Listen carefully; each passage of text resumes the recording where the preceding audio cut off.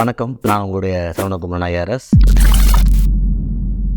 Kamala Harris இப்போ யூஎஸோடைய president செலெக்ஷனில் Joe Biden பின்வாங்கினாரா இல்லை விலகிக்கிட்டாரா அப்படின்னு சொல்லிக்கலாம். அவங்க ஒரு டெமோக்ராட்டிக் பார்ட்டியோடைய பிரசிடென்ஷியல் கேண்டிடேட்டாக வந்துருவாங்க அப்படின்னு ஒரு செய்திகள் வந்த உடனே உலகம் முழுக்க பலவிதமான விஷயங்கள். ஒரு பெண் சார்பில் ஒருத்தங்க வர்றாங்க, ஆப்பிரிக்கன் இந்தியன் ஆரிஜின்லேருந்து ஒரு பொண்ணு வர்றாங்க, அது சார்ந்த விஷயங்கள். இந்த மாதிரி டெமோக்ராட்டிக் பார்ட்டி ஜெயிக்கிறதுக்கான வாய்ப்புகள் அதிகம் வருது. ஏன்னா ரிப்பப்ளிக்கன் பார்ட்டியில் இருக்கிற ட்ரம்ப் கொஞ்சம் ஆக்ரோஷம் அவர் தோக்கணும்னு இந்தியாவில் இருக்க சில பேர் ஆசைப்படுறாங்க. அந்த அரசியல் எனக்கு புரியல. ட்ரம்ப் ஜெயிச்சானா தோத்த நம்ம ஆளுங்க ஜெயிக்கிற தோக்க பற்றி நம்ம கவலைப்படுறதில்ல, ட்ரம்ப் பற்றி ரொம்ப கவலைப்படுறோம். ஏன்னு தெரில. ஸோ அவர் ஜெயிச்சிடக்கூடாது, அதில் நம்ம ஜெயிச்சிரும், ஜோ பைடனோட இவங்க நல்ல கேண்டிடேட். இந்த மாதிரியான பலவிதமான சிந்தனை ஓட்டங்கள் அரசியல் தளங்கள் நம்ம பார்க்குறோம். இதில் தமிழ்நாட்டுக்கு ஒரு சிறப்பு இதில் என்ன இருக்குன்னா, இவங்களுடைய அம்மாவுடைய அப்பா பிவி கோபாலன், இவங்களுடைய மெட்டர்னல் கிராண்ட் ஃபாதர் துளசந்திரபுரம் அப்படின்னு திருவாரூர் டிஸ்ட்ரிக்டில் இருக்கிற ஒரு கிராமத்தில் இருந்திருக்காரு. அங்கே இருக்கிற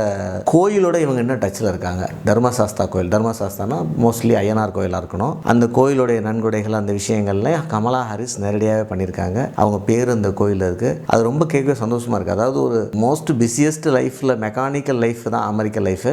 அதில் இருந்தும் அவங்களுடைய பூர்வீகம், அம்மாவுடைய அப்பாவுடைய ஊர் பூர்வீகத்தில் அவங்க டச் வச்சுருக்காங்கிறது பெருமை. இதுக்காகவாவது அவங்க அமெரிக்காவில் வைஸ் பிரசிடென்ட் இல்லாமல் இன்னொரு பிரசிடென்ட் அப்படிங்கிற பொசிஷன் வரணும்னு ஆசைப்பட்றேன். ஸோ அதுக்கு என்னுடைய வாழ்த்துக்களை சொல்லிடுறோம். முதல்ல அவங்க டெமோக்ராட்டிக் பார்ட்டி கேண்டிடேட் ஆகிறதுக்கும் பிரசிடென்ஷியல் கேண்டிடேட் ஆகிறதுக்கும் பிரசிடென்ட் ஆகிறதுக்கும் வாழ்த்துக்கள். இந்த இடத்துல ஒரு குறிப்பான ஒரு விஷயத்தை நம்ம சொல்லிடணும். என்னென்னா, நம்ம ஏற்கனவே அந்த விஷயத்தை நான் யூகே எலெக்ஷன்லேயே சொன்னேன். இந்த லேண்டுக்கும் மனிதர்களுக்கும் சமுதாயங்களுக்கும் ஒரு பெரிய நெருங்கிய தொடர்பு உண்டு. நம்ம இந்த லேண்டில் இருந்தோம்னா அந்த லேண்டு ஒரு மொழியை தாங்குகிற ஒரு குரூப்பை தாங்குது, இல்லை ஒரு ரிலிஜனை தாங்குகிற குரூப்பை தாங்குது. பெரும்பாலும் மொழி தாங்குகிற குரூப்பை தான் தாங்குது. அந்த மொழி தாங்குகிற குரூப்பு, இந்த ரிலிஜன் தாங்குகிற குரூப்பு பெரும்பாலும் ஒரு ரேஸுக்குள்ளே வந்துடும். ஸோ இந்த கான்செப்டில் இன்னொருத்தர் அந்த இடத்துல உயர் பதவிக்கு வர்றது, உயர் பதவி number 1, number 2 okay, vice president okay, நீங்கள் இந்தியன் கம்யூனிட்டி ரெப்ரசன்ட் பண்ணிடலாம். ஆனால் நம்பர் 1ங்கிறது எப்பயுமே நான் கொஞ்சம் காஷனோட பார்க்குறேன். ஏன் பார்க்குறேன்னா, இந்த அமெரிக்கா உருவாக்குனது யார் அப்படின்னா,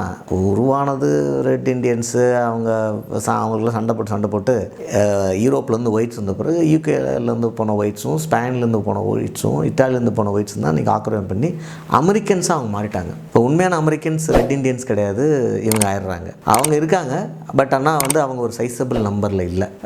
இவங்க தான் மேஜரான அமெரிக்கன் கான்டினெண்ட்டை உருவாக்குறாங்க. இப்போ அவங்களுக்கு என்ன இருக்குன்னா, ஒரு இமிக்ரெண்ட் இந்தியனோ ஒரு ஏஷியன் ஆரிஜினில் வந்தவங்க ஜெயிச்சிடலாமா, ஒரு 30% 40% மக்கள் ஒத்துக்கலாம், ஆனால் ஒரு 60% ஒத்துக்காமல் இருக்கலாம். இல்லை இந்த ஒத்துக்கிட்டவங்களும் பின்னாடி பார்த்தியா இவன் நம்மால் இல்லை அப்படின்னு வந்துடலாம். ஸோ இந்த ஒரு விஷயம் இன்னொரு லேண்டுக்குள்ளே போய் நம்ம ஒரு எதிரியை கிரியேட் பண்ணக்கூடாதுன்னு நான் நினைப்பேன். நம்ம திரைக்கடல் ஓடியும் திரவியம் தேடியும் சொல்லியிருக்கோம். என்ன அர்த்தம்? நேராக போகணும், நல்லா சம்பாதிக்கணும், சம்பாதிச்ச காசை தமிழ்நாட்டில் இன்வெஸ்ட் பண்ணணும், இந்தியாவில் இன்வெஸ்ட் பண்ணணும். அரசியலில் நம்பர் 1 வரணுமா, தமிழ்நாட்டுக்கு வந்துடணும். தமிழ்நாட்டிலே வேக்கம் இருக்குது, கலைஞருக்கு இல்லை, ஜெயலலிதா இல்லை, இன்னும் அரசியலில் வேக்கம் இருக்குது, இங்கே வந்துடலாமே தவிர நம்பர் 1 பொசிஷனுக்கு யூகேலேயோ யூரோப்லேயோ அமெரிக்காலேயோ இல்லை வேறு எந்த கண்ட்ரிலையுமே நம்ம பண்ணக்கூடாதுங்கிற ஒரு மாதிரியான எண்ணம். இதில் என்னென்னா, நீங்கள் ஒரு ஆள் அச்சீவ்மெண்ட்டால் அந்த என்டையர் கம்யூனிட்டி மேலே கோபமாக பார்க்குற ஒரு விஷயம் வந்துடும். தமிழ்நாட்டு மக்கள் மாதிரி எல்லா மக்களும் இந்த நிலத்தை யாதும் ஊரே யாவரும் கேளுங்கிற விஷயத்த அப்படி ஒரு கேஷுவலாக பார்க்குறது இல்லை. இப்போ ஒடியாவில் இந்த எலெக்ஷனில் ஒரே ஒரு டிஸ்கஷன் தான், மெயின் டிஸ்கஷன். விகே பாண்டியன் வாரிசு அப்படின்னு ஒன்று எஸ்டாப்ளிஷ் ஆன உடனே அவர் தமிழ்நாட்டை சார்ந்த ஐஏஎஸ் ஆஃபீஸர். அங்கே அவர் சிஎம்கிட்ட நவீன் பட்நாயக்ஜிட்ட ரொம்ப க்ளோஸ் ஆகிறாரு. அவர் இம்ப்ரெஸ் ஆகிற அளவுக்கு ஒரு பர்சனாலிட்டியாக இருந்திருக்காரு. ஸோ கட்சியை வழிநடத்துறதுக்கு அவர்கிட்ட பொறுப்பு கொடுக்குற அளவுக்கு ஆர்வம் வந்தார். இவர் ஆர்வமாக அதை எடுக்கிறாரு. எடுத்துமே இந்த எலெக்ஷனில் தமிழ்நாட்டுக்காரர் ஆளலாமா ஒடிசாங்கிற கேள்வியில் ஒரு 24 வருஷம் ஆண்ட அந்த பிஜேடியே தோக்கடிக்கப்படுது. ஏன்னா மக்களை பொறுத்த மட்டும் விகே பாண்டியன் நல்லவர், விகே பாண்டியன் திறமையானவர், விகே பாண்டியன் நவீன் பட்நாயக்ஜி இம்ப்ரெஸ் பண்ணிட்டார். ஆனால் ஒடியாவை ஆள்றதுக்கு ஒரு ஒடியா தான் இருக்கணும் அப்படிங்கிற மாதிரியான ஒரு விஷயம் நின்றுது. தமிழ்நாட்டு மக்கள் இது ஏன் பார்க்குறதில்ல அப்படிங்கிறதுக்கு ஒரு வரலாற்று ரீதியாக சில காரணங்கள் இருக்குது. அதை நம்ம பின்னாடி ஒரு விரிவாக பார்ப்போம். ஸோ இதே உணர்வு தான் அமெரிக்காவில் இருக்கும். அந்த உணர்வுகள் பெருசாகும்போது அது சார்ந்த சமுதாயத்தையும் அது பாதிச்சிரும் அப்படிங்கிறதுல எனக்கு எந்த ஒரு மாற்று கருத்தும் இல்லை. ஏன்னா என்றைக்குமே மனிதர்கள் ஒரு சோஷியல் குரூப் தான். அந்த சோஷியல் குரூப்பில் ஃபஸ்ட்டு சோஷியல் குரூப் மொழி சார்ந்தது, ரெண்டாவது சோஷியல் குரூப் மதம் சார்ந்தது. ஆனால் இது ரெண்டுமே ஒரு இடம் சார்ந்தது. இன்றைக்கி அரேபு அப்படின்னா இஸ்லாமை ஃபாலோ பண்ணுற எல்லாம் அரேபு கிடையாது. அரேபியாவில் பிறந்த அந்த ரேஸ் தான் அரேபு. அவங்க தான் அந்த மேலே தலையில் ஒரு இது கட்ட முடியும், இடுப்பில் ஒரு கயிறு கட்ட முடியும், கையில் ஒரு வைக்க முடியும். இந்த 3 சிம்பிளும் அரேப்ஸ்க்குரிய சிம்பிள். இதை வந்து நான் இஸ்லாம் ஃபாலோ பண்ணுறேன்னு ஒருத்தர் போய் அரேபியாவில் போய் அவர் பண்ணார்னா, முன்னாடி சவுதி அரேபியாவில் சவுக்கடியே இருந்துச்சு, இப்போ இருக்கான்னு எனக்கு தெரியாது.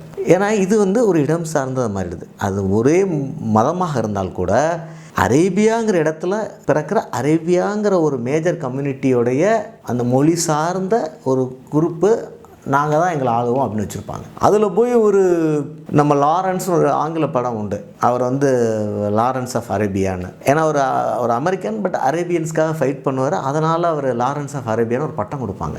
அது படத்தில் ஒரு இன்ட்ரெஸ்டிங் சீன் உண்டு. நீங்கள் ஜெயிச்சா கூட உங்களை சார்ந்தவங்க மேலே மற்ற ஒரு 30-40% பொதுமக்கள் வெறுப்பாகிறது நல்லதில்லை அரசியலில், டெமோக்ரஸியில். அதனால் அவங்க வைஸ் பிரசிடெண்ட்டாக இருக்கிறது எனக்கு மகிழ்ச்சியாக இருக்கும். பிரசிடெண்ட்டு நான் ஒரு காஷனோட தான் பார்க்குறேன்.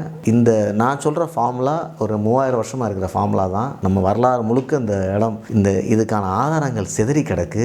இருந்தாலும் ஒருவேளை உலகம் மாறினால் அதையும் மகிழ்ச்சியோட வரும். தமிழ்நாடு மாரியே உலகம் மாறிச்சு வச்சுங்க, யாது முறை யாவருங்களில் உண்மையிலேயே பெரும் மகிழ்ச்சி நமக்கும். ஆனாலும் காஷனோடு அதை பார்ப்போம். ஸோ இந்த இடத்துல துலஸ் சென்றாபுரம் தர்மசஸ்தா கமலா ஹாரிஸுக்கு கை கொடுக்கட்டும். நன்றி, வணக்கம், வாழ்த்துக்கள்.